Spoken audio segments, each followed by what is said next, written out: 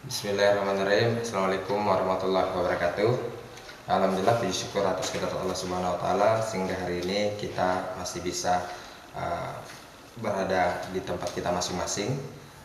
Insya Allah pada hari ini adik-adik sekalian kita akan membahas tentang pasar tenaga kerja. Jadi pada pembahasan pasar tenaga kerja kita akan membahas tiga hal.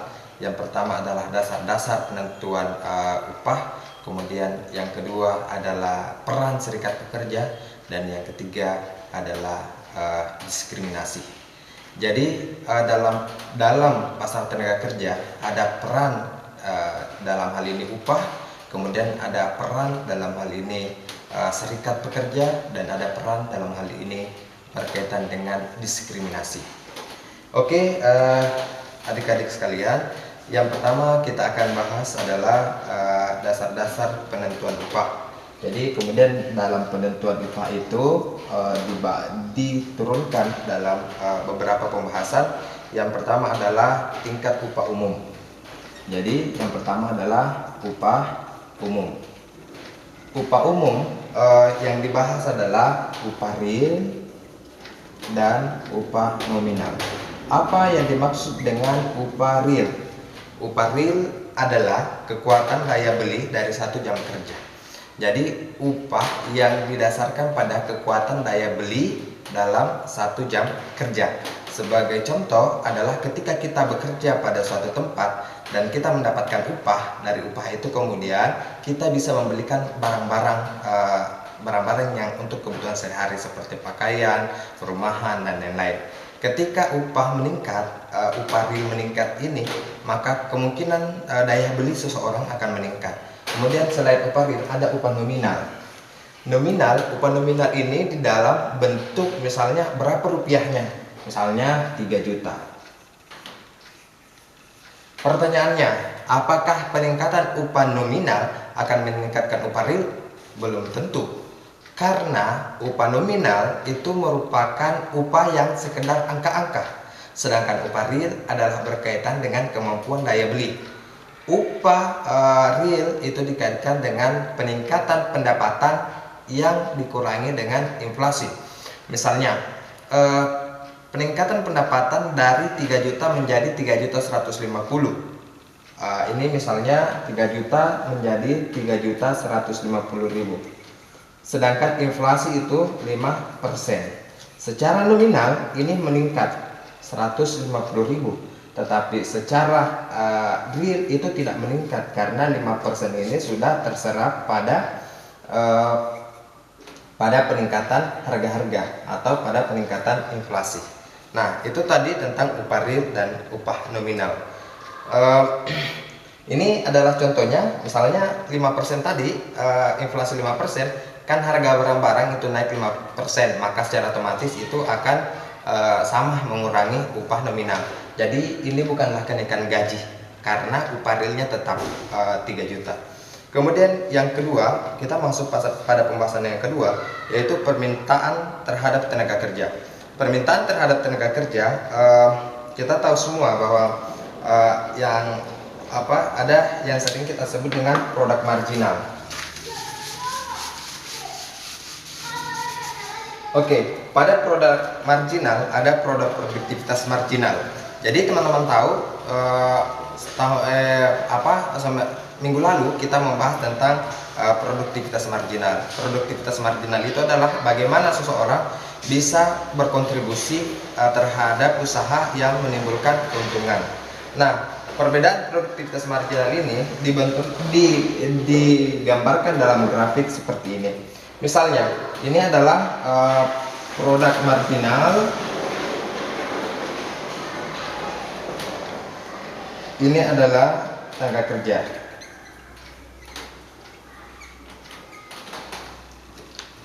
Nah, di sini atau labor. Jadi misalnya seperti ini, saudara-saudara sekalian, kalau ada grafiknya seperti ini. Grafik ini misalnya input 10 tenaga kerja dengan tingkat upah pada 20. Nah, semakin tinggi produk marginal seseorang atau semakin tinggi produk marginalnya, maka tingkat labor atau tingkat tenaga kerja itu semakin turun, bisa menjadi 9 atau 8. Kenapa demikian? Karena hal ini penambahan orang penambahan produktivitas orang itu akan menyebabkan kualitas output itu semakin baik tanpa membutuhkan tenaga kerja yang lebih banyak. Maka dari sini kita lihat bahwa produk marginal itu atau produktifnya seseorang itu tergantung output itu tergantung produktivitasnya seseorang. Semakin bagus orang itu, semakin berkualitas orang itu, maka produktivitas marginalnya maka semakin tinggi. Sebagai contoh misalnya adik-adik sekalian, produk marginal tinggi itu karena pertama, para pekerja punya barang modal. Barang modal apa yang dimiliki oleh pekerja? Misalnya sebagai contoh, kalau ada penggali parit, satunya mempunyai barang modal dalam bentuk dia punya bulldozer, yang satunya lagi punya barang modal dalam bentuk skop. Maka yang punya bulldozer itu tentunya akan memberikan produktivitas marginal lebih tinggi karena dia punya modal. Dalam misalnya menggali parit dia butuh hanya 1 jam. Kemudian kalau misalnya menggunakan skop itu butuh waktu yang lama, misalnya 1 hari atau 2 hari, kemudian sama dengan apa yang dikerjakan oleh bulldozer tersebut.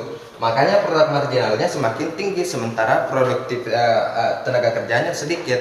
Misalnya untuk menggali 10 meter parit itu dibutuhkan beberapa hari, tapi untuk beberapa hari dan beberapa orang. Tapi kalau pakai bulldozer itu tentunya yang dibutuhkan hanya paling 1 hari.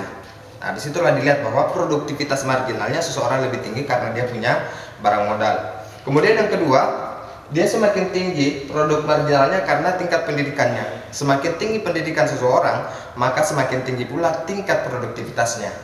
Nah, hal itu bisa dilihat bahwa pendidikan yang tinggi akan menjadi SDM yang berkualitas. Kualitas input pada grafik ini, tenaga kerja menentukan upah umum. Jadi kalau misalnya inputnya bagus, tentunya upahnya juga kemungkinan akan bagus. Melalui apa? Bagaimana caranya? Yang pertama adalah melalui pendidikan dan training. Nah, sebagai contoh misalnya, insinyur bertahun-tahun sekolah. Nah, kalau dia sudah menjadi insinyur, dia sudah menghabiskan waktu, menghabiskan uangnya, dan lelah dalam belajar. Maka setelah dia menjadi insinyur, maka dia sudah bisa untuk membuat sesuatu. Apa yang dia bisa buat? Misalnya dia bisa bikin pesawat, dia bisa mendesain rumah atau hal-hal yang lainnya. Kemudian seperti contoh lain adalah untuk meningkatkan produktivitas marginal adalah dokter. Dokter untuk menjadi ahli bedah itu membutuhkan waktu belajar 10 tahun. Mungkin sementara yang lain tidak mau belajar selama 10 tahun. Dia bisa menjadi ahli bedah tulang misalnya ketika dia harus menghabiskan waktunya, uangnya, dan investasi-investasi di bidang pendidikan agar dia bisa betul-betul menjadi ahli. Nah, itu contohnya yang membuat produktivitas marginal. Maka tentunya hal ini akan menjadi penentu upah. Kemudian selanjutnya adalah perbandingan internasional. Sebagai contoh di Amerika, dalam bentuk grafik, kita ubah grafiknya. Di Amerika, upah real ini kita juga ubah jadi upah real. Nah, di Amerika upah realnya tinggi. Dia berada pada penawaran permintaan pada posisi seperti ini. Kemudian di sisi lain, di negara yang lain, ini adalah Amerika, ini Meksiko. Meksiko upah realnya rendah dan penyerapan tenaga kerja tinggi, jadi lebar upah. Nah, sebagai contoh bahwa upah real di Amerika itu $18 per jam. Sementara upah real di Meksiko itu hanya sekitar $1,83. Di Amerika, dari grafik ini jumlah tenaga kerja atau jumlah labor yang diminta itu sedikit. Sementara di Meksiko kita melihat bahwa jumlahnya besar. Sedikit jumlah tenaga kerjanya besar, tetapi gajinya $18 per jam. Kalau di sini di Meksiko gajinya $1,8 per jam. Nah, apa yang menentukan kenapa di Amerika tinggi upah realnya per jamnya? Karena di Amerika adalah orang-orang yang terlatih dan memiliki barang modal dan teknologi modern. Jadi orang-orang Amerika itu sangat peduli terhadap pendidikan, sangat peduli terhadap investasi pendidikan agar dia bisa menjadi ahli. Kemudian dari terus perkembangan pendidikannya, kemudian dia menginvestasikan barang modal. Misalnya barang modal teknologi. Jadi teknologi Amerika ini sangat bergantung pada teknologi. Seperti tadi saya sebutkan misalnya bulldozer, itu adalah barang modalnya. Kalau misalnya dia di Amerika pakai bulldozer, yang membuat bulldozer, maka pembangunan akan sangat cepat. Itu yang saat ini ditiru oleh Cina. Apa yang terjadi dengan Meksiko? Meksiko hal ini rendah karena marginal produktivitasnya rendah. Jadi tadi yang dibahas sebelumnya, marginal produktivitasnya rendah, makanya dia butuh tenaga kerja yang banyak. Nah, karena dia butuh tenaga kerja yang banyak, maka dari situ dilihat bahwa produktivitas marginalnya orang-orang Meksiko itu sangat rendah. Mungkin dari sisi mutu pendidikannya, atau orang-orang mungkin dari sisi pendidikan itu agak rendah dibanding dengan yang di Amerika, maka dia tidak bisa bersaing dengan Amerika. Nah, hal ini tadi saya sebutkan bahwa investasi pendidikan di Meksiko sangat rendah, makanya kualitas sumber daya manusianya juga rendah. Nah, untuk menjadi maju, kata kunci di sini untuk perbandingan internasional adalah untuk menjadi maju, investasi pendidikan, investasi barang modal dan teknologi itu proaktif dan terbaru. Itu yang harus dilakukan. Kita harus betul-betul menginvestasikan pada pendidikan, investasikan pada barang modal dan teknologi. Hal itu bisa mempercepat produktivitas marginal. Nah, tadi penawaran terhadap tenaga kerja, yang pertama tingkat upah umum, yang kedua penawaran terhadap tenaga kerja, kemudian yang ketiga penawaran terhadap yang ketiga adalah penawaran tenaga kerja, yang kedua tadi permintaan terhadap tenaga kerja. Oke. Nah, pada penawaran tenaga kerja ini, yang pertama kita bahas adalah penentu penawaran. Pada penawaran tenaga kerja, jadi pada supply of labor itu yang dibahas pertama adalah penentu penawaran.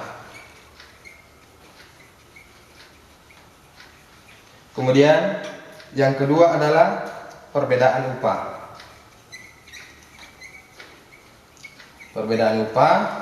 Dan yang ketiga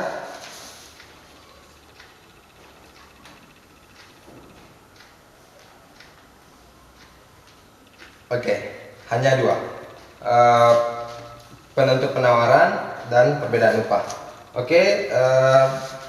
Adik-adik sekalian, kita masuk pada penentu penawaran. Jadi yang paling pertama penentu penawaran itu adalah ini. Penentu penawaran yang paling pertama adalah jam kerja. Kita gambar grafik lagi. Di Amerika Serikat itu mereka rata-rata lama bekerja itu 35 sampai 40 jam per minggu. Jadi AS itu 35 sampai 40 jam per minggu. Nah, di sini yang menentukan, ya, dalam pembahasan ini yang menentukan penentu penawaran adalah jumlah jam kerja. Jadi ada sebuah grafik yang menjelaskan seperti ini gambarnya. Di grafik ini upah, ini labor, sama labor, tapi bisa juga disebut dengan jam kerja. Pada saat jam kerja, upah akan berbarengan dengan peningkatan jam kerja. Misalnya, saat upah naik berdasarkan penawaran, upah naik, maka secara otomatis orang akan berlomba-lomba untuk mendaftar sebagai tenaga kerja. Nah, upah naik ini mendorong maka tenaga kerja juga naik, atau dalam hal ini permintaan tenaga kerja naik. Upah naik, kemudian tapi dibarengi dengan pertambahan jumlah jam kerja. Jadi upah naik, tenaga kerja naik, jam kerja naik. Nah, kalau mau upah yang lebih tinggi, tentunya harus mengalokasikan waktu yang lebih panjang untuk bekerja. Nah, ketika upah semakin naik, jam kerja naik, labor juga bertambah. Tetapi ada kemungkinan suatu saat maka sebagian orang akan memilih upah yang tinggi, tetapi jam kerja rendah.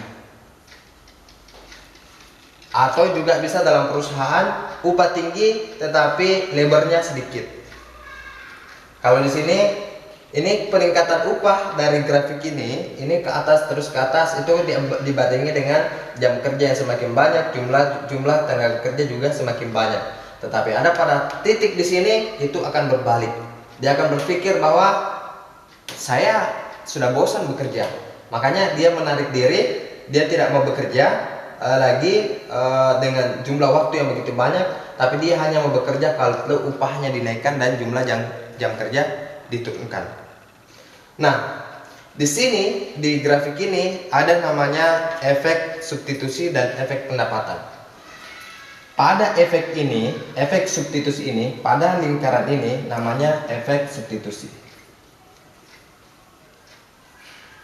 Apa maksudnya? Ketika ada penawaran tenaga kerja, maka orang berlomba-lomba untuk bekerja. Kenapa? Karena upahnya naik. Tapi di sisi lain, kalau misalnya dia tidak mau bekerja, yang meminta juga bisa memilah. Jadi dia menjadi pilihan apakah dia tetap bekerja atau misalnya dia keluar. Kalau tidak mau bekerja, misalnya ada sebagian orang yang mungkin kelas sebagian yang beralih ke sini, tapi di sisi lain itu akan meningkatkan pengangguran di sisi yang lain. Maka untuk tetap bertahan, maka dia harus mengikuti jumlah jam kerja dan peningkatan upah. Jadi itu yang dimaksud dengan efek substitusi. Nah, bagaimana dengan efek pendapatan? Efek pendapatan di sini, ini pada periode ini adalah efek pendapatan. Efek pendapatan ini dia menggambarkan bahwa orang akan berpikir bahwa saya hanya mau bekerja ketika upah saya tinggi, bukan ketika upah saya rendah. Maka dari itu semakin tinggi dan dia meminta jaminan, dia mau jam kerja yang lebih sedikit tapi upahnya lebih sedikit. Nah, ini yang dimaksud dengan efek pendapatan. Siapa yang mau bekerja seperti itu? Mereka adalah para profesional. Siapa? Misalnya dokter. Kemudian kalau di buku ini dia sebut juga ekonom, membahas hal itu. Jadi dokter pun akan menjadi ingin bekerja lebih sedikit tetapi upah lebih besar. Nah, ini yang pertama, yang menentu pertama adalah jam kerja. Kemudian yang kedua adalah partisipasi angkatan kerja. Partisipasi angkatan kerja. Partisipasi angkatan kerja ini dia melihat bahwa jika tingkat partisipasi angkatan kerja tinggi, maka supply tenaga kerja itu juga tinggi. Kalau misalnya banyak orang yang mau bekerja, maka secara otomatis orang yang mau supply terhadap tenaga kerja itu akan semakin besar. Kalau dalam teori kita, excess supply pasti akan menyebabkan namanya penurunan harga. Nah, itu berarti bisa menurunkan tingkat upah sesuai dengan hukum permintaan tenaga kerja. Kalau banyak orang yang mau bekerja dengan sedikit orang yang mau bekerja, itu tentunya berbeda. Kalau banyak orang yang mau bekerja, maka banyak pula yang harus banyak yang harus bekerja, itu menyebabkan upah bisa turun karena orang berlomba-lomba. Mungkin bisa kita lihat contohnya di daerah yang banyak penduduknya, padat sekali penduduknya, upah untuk di daerah tersebut biasanya rendah karena orang berebutan pekerjaan. Kemudian yang ketiga adalah imigrasi. Imigran ini kasusnya di Amerika Serikat. Kedatangan imigran low skill, kemudian dari yang biasa disebut di dalam literatur Amerika yang dari Afrika dan Hispanik, itu membuat imigran upah murah karena disebut bahwa dia low skill. Nah, sesuai dengan grafik ini ada temuan empiris. Yang keempat,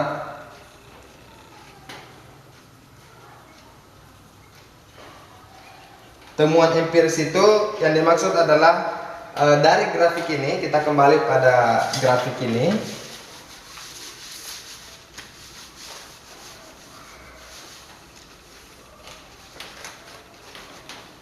Bahwa yang berada pada posisi backward atau dalam hal ini posisi yang melengkung ke kiri itu adalah posisinya laki-laki dewasa. Dia menganggap bahwa laki-laki dewasa menganggap punya skill, punya produk marginalnya tinggi, maka dia berpikir bahwa saya mau bekerja ketika upah saya tinggi dan jam kerja saya sedikit, dengan asumsi bahwa dia memiliki produk marginal yang tinggi dibandingkan dengan yang lain. Kemudian posisi-posisi yang lain yang berada pada grafik ini, efek substitusi ini, yaitu yang pertama adalah perempuan dewasa,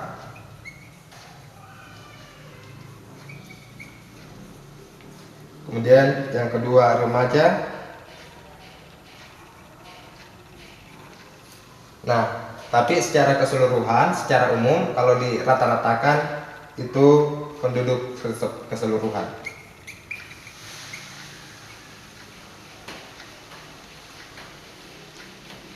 Kemudian itu tadi penentuan penawaran. Kita lanjut pada perbedaan upah. Jadi tadi yang poin ke sini ada yang pertama adalah penentu poin 1, penentu penawaran. Kemudian kita masuk pada penentu penawaran punya pembahasan seperti ini. Nah, kemudian kita masuk pada poin kedua, yaitu perbedaan upah.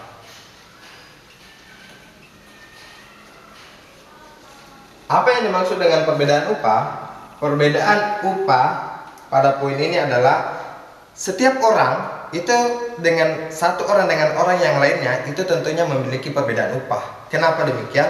Kita bandingkan misalnya dokter versus pramusaji, atau dalam hal ini kalau dokter itu upahnya sangat tinggi, pramusaji itu tidak. Mengapa demikian? Kalau menjadi dokter itu membutuhkan pendidikan yang sangat panjang. Soalnya pendidikan kedokteran beberapa tahun, kemudian lanjut koas, kemudian lanjut lagi spesialis dan seterusnya. Sementara pramusaji itu hanya cukup bergelar SMA, sudah selesai. Maka tentunya itu karena keterampilan individu. Itu perbedaan upah. Kemudian ada perbedaan dalam pekerjaan. Jadi misalnya perbedaan upah ini dilihat dari perbedaan pada pekerjaan.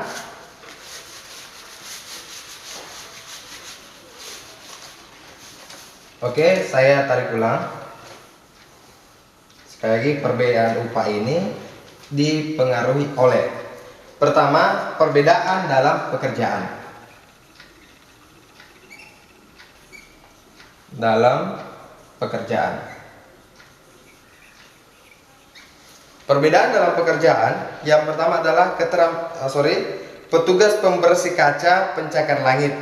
Nah, kalau misalnya ada petugas yang menyapu di halaman sama petugas yang naik ke pencakar langit untuk membersihkan kaca, tentunya atas dasar risiko orang yang bekerja di pencakar langit itu upahnya lebih tinggi, karena kalau dia jatuh kemungkinan besar akan meninggal.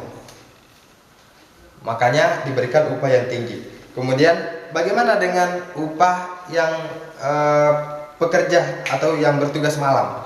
itu yang bertugas malam kemungkinan terjadi kriminal tinggi, maka di situ juga diberikan upah yang lebih tinggi dibandingkan dengan yang lainnya. Karena upah itu menentukan upah berdasarkan resiko apa yang dimiliki. Nah, kemudian yang kedua, tadi perbedaan dalam pekerjaan. Yang kedua adalah mutu tenaga kerja atau SDM. Kalau SDM-nya bagus, terdidik, terampil, punya keterampilan yang bagus, maka secara otomatis dia bisa menjadi SDM yang unggul melalui pendidikan, pelatihan, dan pengalaman. Oke, kita lanjut pada yang ketiga, yaitu sewa atas keunikan individu.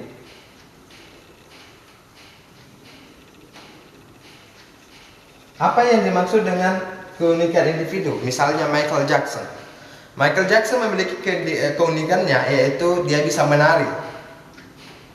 Keunikan itulah yang dijual di dalam entertain, dan keunikan itu menghasilkan pendapatan.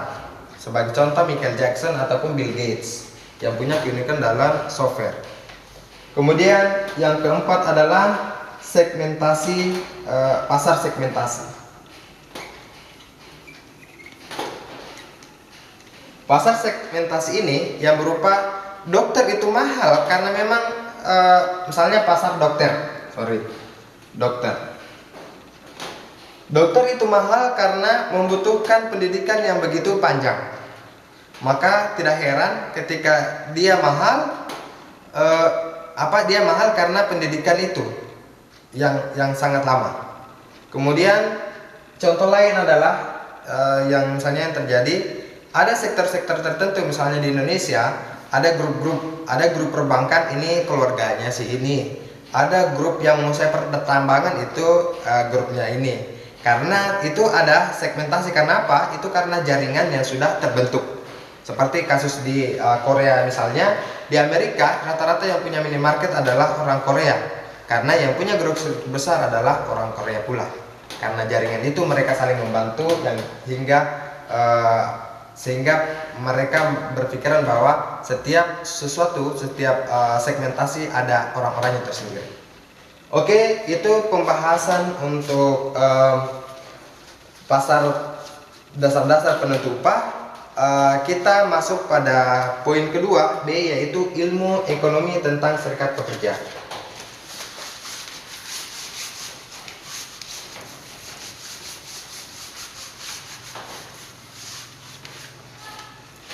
IE, ini B, IE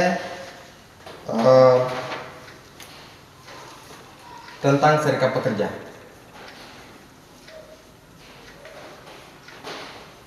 Serikat pekerja.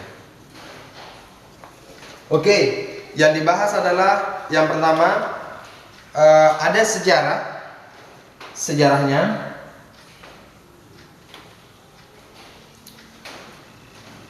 Tahun 1881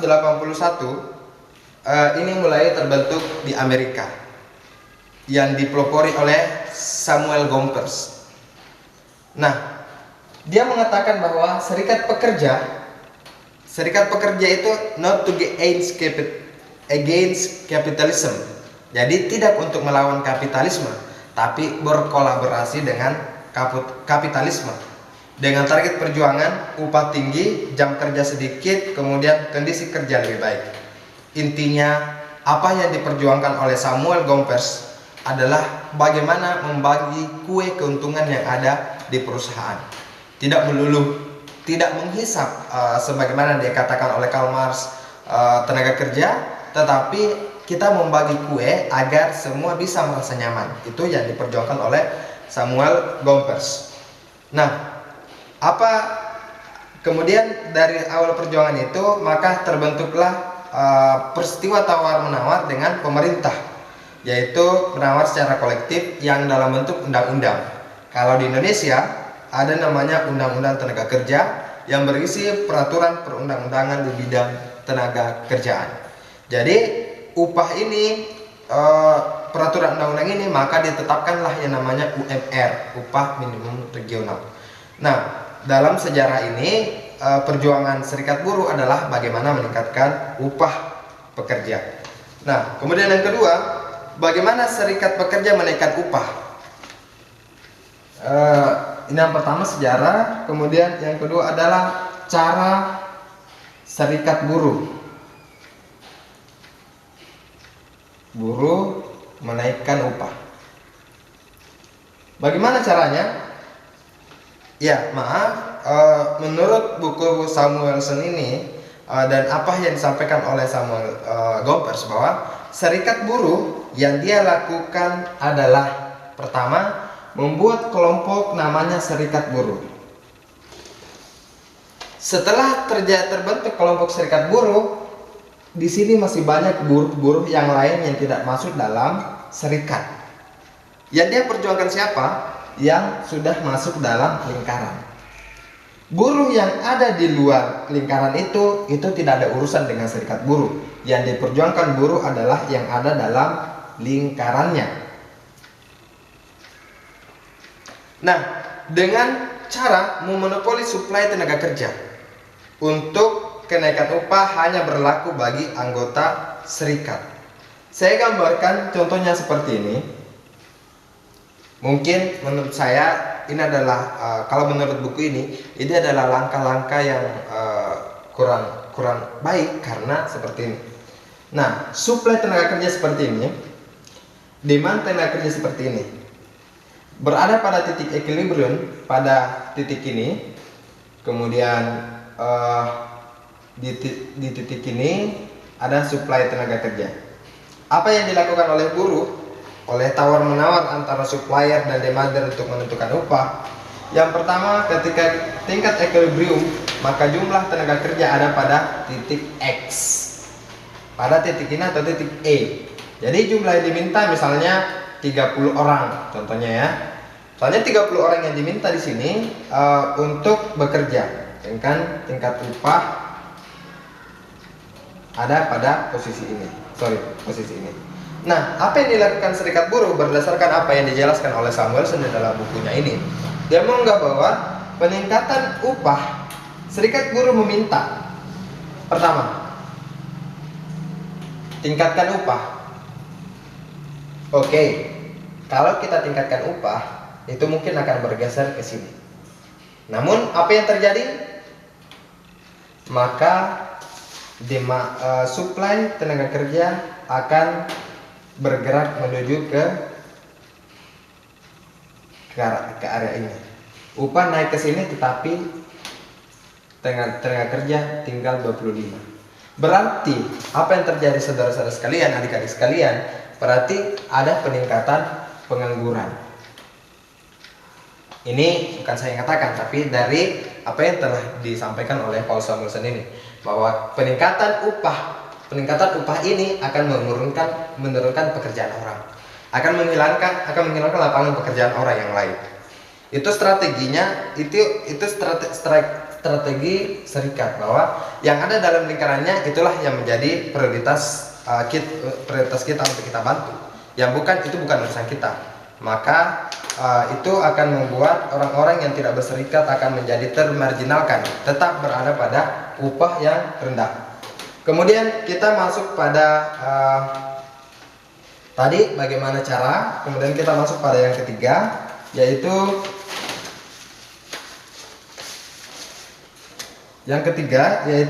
pengaruh serikat, pengaruh terhadap upah dan lapangan kerja.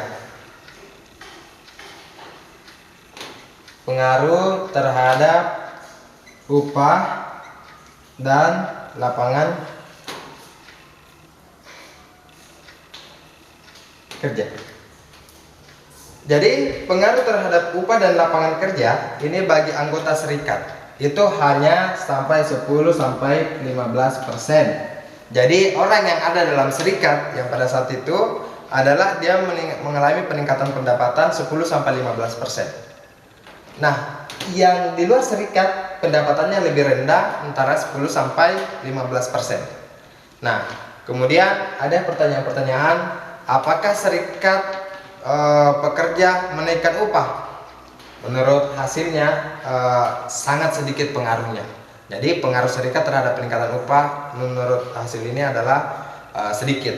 Kemudian pengaruh terhadap lapangan kerja. Upah naik, ya seperti saya jelaskan tadi. Ini yang pertama pengaruh terhadap upah. Kemudian yang kedua pengaruh terhadap lapangan kerja.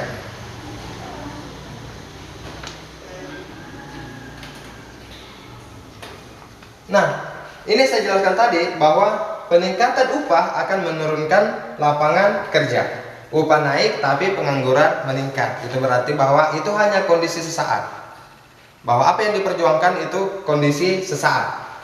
Nah, di sini upah yang ketika misalnya secara makroekonomi, ketika upah dinaikkan semua, maka kemungkinan besar masyarakat yang tidak terdidik, yang kurang terampil itu akan tergeser dari dunia kerja. Karena kemungkinan besar kalau upah naik, pihak perusahaan akan mencoba mengurangi jumlah upahnya. Nah, yang ketiga C tadi ilmu ekonomi tentang bekerja, C adalah diskriminasi ras.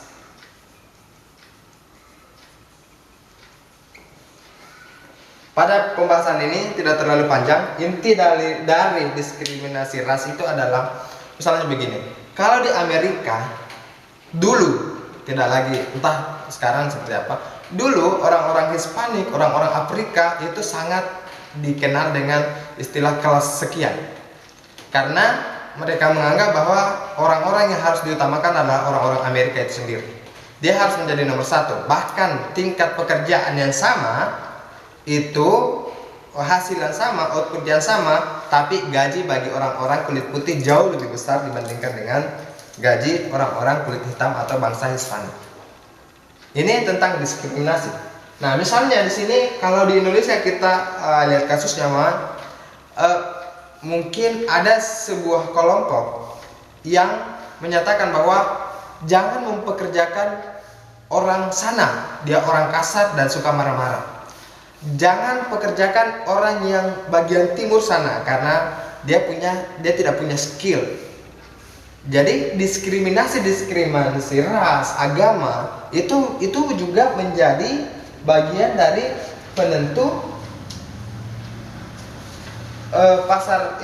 penentu pasar tenaga kerja. Jadi ini tidak bisa diabaikan. Kadang-kadang karena perbedaan suku, ras, dan agama kita tidak menerima seseorang. Makanya dari itu kita menyimpulkan bahwa perbedaan suku, ras, dan agama itu memang sebenarnya tidak bisa dipisahkan. Tapi sebagai negara misalnya Indonesia, kita memerlukan bahwa kita jangan melihat pada latar belakangnya, tapi kita melihat pada persamaan kita sebagai masyarakat Indonesia. Saya kira saya ulangi, sebelum saya tutup pasar tenaga kerja, yang pertama kita bahas adalah dasar-dasar penentuan upah, kemudian yang kedua ilmu ekonomi tentang serikat pekerja, kemudian yang ketiga diskriminasi ras. Oke, saya kira cukup sekian adik-adik. Terima kasih. Salam sehat semua. Mudah-mudahan semua kita terbebas dari corona. Terima kasih. Wabillahi taufiq wal hidayah. Assalamualaikum warahmatullahi wabarakatuh.